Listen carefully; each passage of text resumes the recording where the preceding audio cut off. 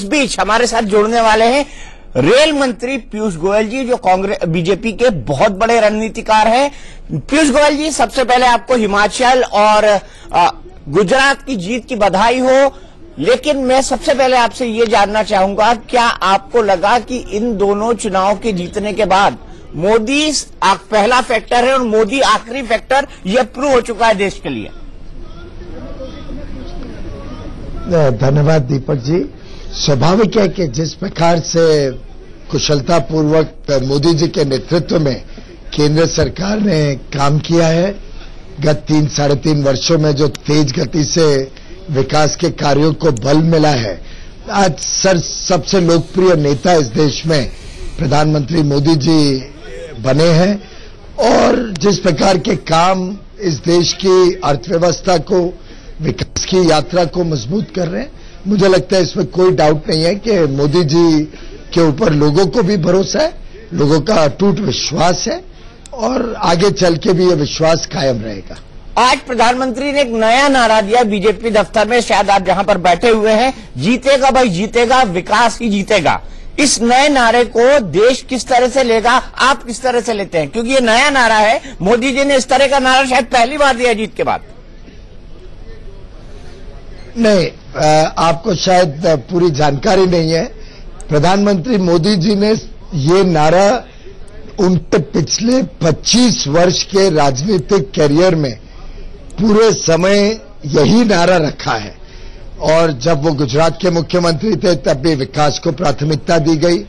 केंद्र सरकार में लगभग विकास के कार्यक्रमों पे सबसे ज्यादा बल दिया जाता है।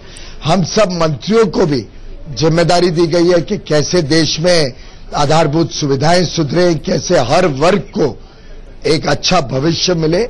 तो मैं समझता हूं ये नया नारा नहीं है, ये पुनः एक बार जो विकास को जनता ने समर्थन दिया है उसकी तरफ उन्होंने संकेत दिया है। पीयूष जी, आप इकोनॉमी के बहुत अच्छे जानकार हैं, प्रोफेशनल चार्टर्ड अकाउंटेंट है। आज जब बीजेपी के थोड़े टाइम के लिए नीचे होने की खबर आई तो सेंसेक्स 800 पॉइंट गिर गया और जब बीजेपी जीती तो सेंसेक्स चढ़ गया। ये क्या दर्शाता है? और दूसरा, क्या इकोनॉमिक रिफॉर्म्स का जो एजेंडा था मोदी जी का, उसको और बल मिलेगा? और ऐसे कौन कौन से इकोनॉमिक रिफॉर्म्स है जो आप अब करना चाहेंगे?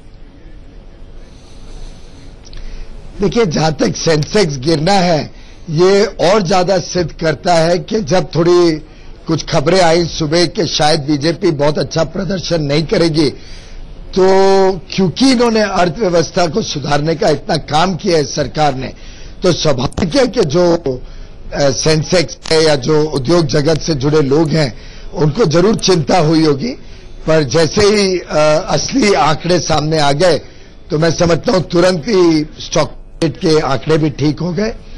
जहां तक रिफॉर्म की बात है, मैं आपके दर्शकों से आपके माध्यम से बताना चाहूंगा, प्रधानमंत्री ने विकास को सर्वोप्रिय रखा है।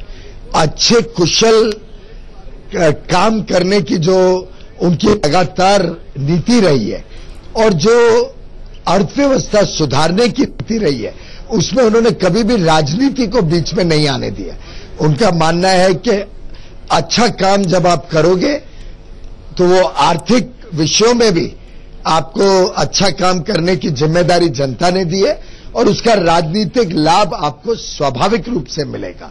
और मैं समझता हूं ये सिलसिला आगे भी चलता रहेगा। देश की अर्थव्यवस्था मजबूत हो, देश की जनता का जीवन और अच्छा हो, देश की जनता की आकांक्षाएं पूरी हो, ये लगातार हमारा सफर जारी रहेगा। पीयूष जी, आपने परिवर्तन किया है। हमेशा राजनीति में कहा जाता था कि good economics is bad politics and good politics is bad economics, लेकिन इस परसेप्शन को आप लोगों ने चेंज किया, कैसे?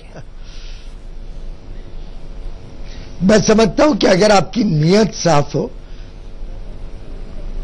और जनता को दिखे कि जिस मार्ग पे आप चल रहे हो उसमें भविष्य इस देश के लिए उज्जवल होगा और जनता और अपने सभी परिवार के लिए उज्जवल होगा और एक नेतृत्व पे विश्वास हो, तो स्वाभाविक रूप से good economics will always make good politics.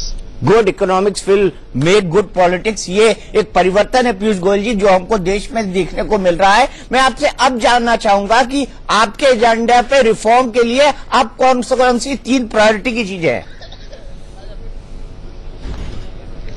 समझता हूं ये एक लगातार काम चलता रहता है। कैसे देश के गरीबों का जीवन और सुधरे, कैसे देश के किसानों का, जो मध्यम वर्गीय परिवार है उनका, किस प्रकार से जो रूरल अर्बन डिवाइड है, ग्रामीण क्षेत्र और शहरी क्षेत्रों के बीच में जो डिवाइड है वो कैसे ब्रिज किया जाए, ये सब हमारे लगातार कार्यक्रम चलते रहते हैं। हमारे लिए रिफॉर्म मात्र अर्थशास्त्रियों के हिसाब से रिफॉर्म नहीं है, लेकिन जनता से जुड़ा हुआ रिफॉर्म ही हमारे लिए सही माने में रिफॉर्म है। लोग कहते हैं कि जो इस इकोनॉमिक रिफॉर्म की जो सबसे नेगेटिव पॉइंट था वो ये था कि जीएसटी आया और व्यापारी नाराज हो गए। पहले नोटबंदी के लिए यही कहा जा रहा था, व्यापारी नाराज हो गए। ये मेरा आखिरी सवाल है कि जो परिवर्तन किए गए क्या वो भी बहुत सिग्निफिकेंट रहे जीएसटी में, और उसमें वो गुजरात के लिए टर्निंग पॉइंट बने? क्योंकि गुजरात में अगर जीएसटी के रिफॉर्म नहीं होते तो शायद व्यापारी वर्ग और नाराज होता। देखिए दीपक जी, मैं समझता हूं व्यापारी वर्ग बहुत समझदार वर्ग है। मैं स्वयं जुड़ा रहा हूं कई वर्षों से उनके साथ, और वो अपनी long term benefit, long term देश की अर्थव्यवस्था कैसे अच्छी होगी उसको भली भांति समझता है। आखिर सूरत में इतना total clean sweep victory, Ahmedabad में, राजकोट में, ये दर्शाता है कि व्यापारी वर्ग भी भाजपा के साथ है। व्यापारी वर्ग पूरी तरीके से समर्थन करता है नोटबंदी, जीएसटी का। और हमने तो शुरू से कहा था ये एक इतना बड़ा आधारभूत परिवर्तन है अर्थव्यवस्था का जीएसटी, कि समय लगेगा जब तक वो नीचे तक पहुंचे, लोग उसको समझ पाए, उसके नए नए सिस्टम्स को अडॉप्ट कर पाए। तो प्रधानमंत्री जी, माननीय वित्त मंत्री जी, सबने शुरू से कहा था कि इसको थोड़ा समय देना पड़ेगा, और व्यापारी वर्ग ने अपनी समस्याओं को हमारे सामने रखा। आगे भी चल के जो जो सुधार की जरूरत है उसके लिए हम प्रतिबद्ध हैं।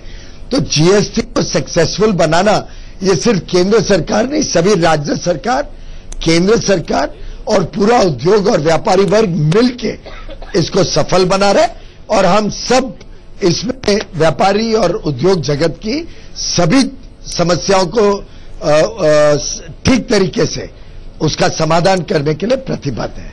बहुत बहुत शुक्रिया पीयूष गोयल जी, आप हमसे जुड़े, आपने हमसे बात की। एक बार फिर से हिमाचल और गुजरात जीत के लिए आपको बधाई हो। फिलहाल